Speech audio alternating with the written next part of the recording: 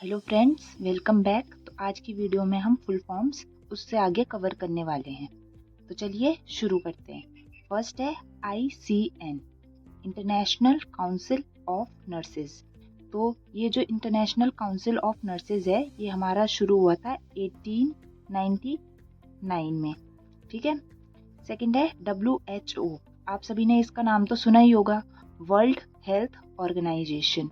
तो जो ये वर्ल्ड हेल्थ ऑर्गेनाइजेशन है, ये कब स्टार्ट हुआ था? 7 अप्रैल 1948। ठीक है। आपको ये याद रखना है कि इससे आपसे क्वेश्चंस पूछे जाते हैं। अगर आपसे ये पूछा गया कि WHO की फुल फॉर्म क्या होती है, तो वर्ल्ड हेल्थ ऑर्गेनाइजेशन।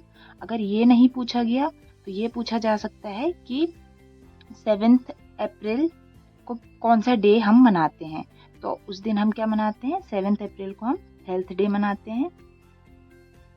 और 1948 में इसका ये स्टार्ट हुआ था। ठीक है। नेक्स्ट है ENT।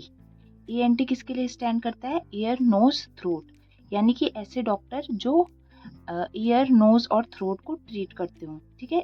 इनका कोई एक स्पेशल नेम नहीं है, इनको बस हम ENT से ही बुलाते हैं।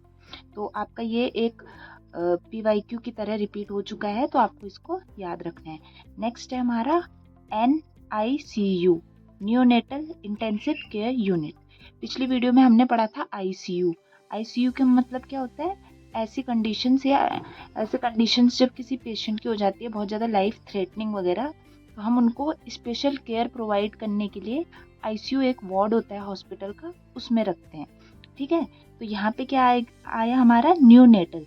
न्यूनेटल मतलब नवजात शिशु, जो बहुत ज़्यादा कम एज के हैं बच्चे।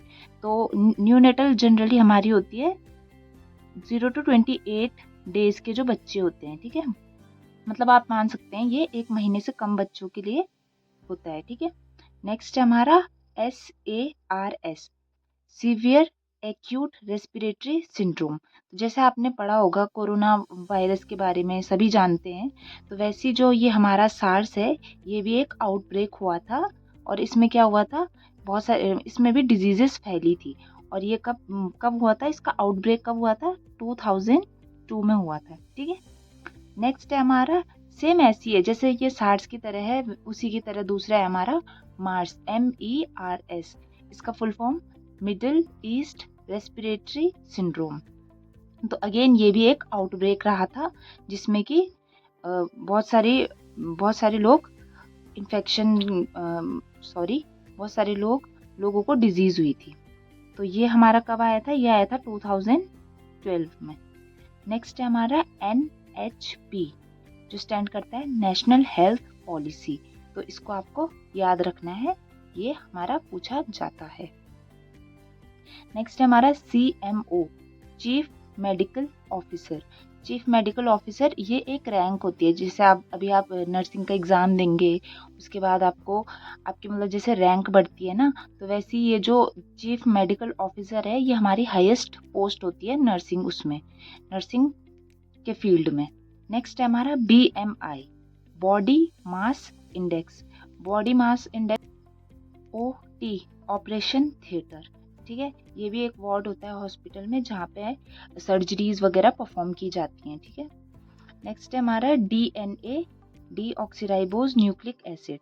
आपको ये बहुत ज़्यादा इजी लग रहा होगा, लेकिन कई बार ये एग्जाम्स में रिपीट होता है, तो आपको इसको ध्यान में रखना है। और सिमिलर वे में हमारा एक और है, वो है RNA, राइबोज न्यूक्लिक एसिड। ठीक है। तो ये सारे पॉइंट्स आपको ध्यान में रखने हैं। और आज की वीडियो में इतना ही। Thank you so much. बने रहिए अगली वीडियो।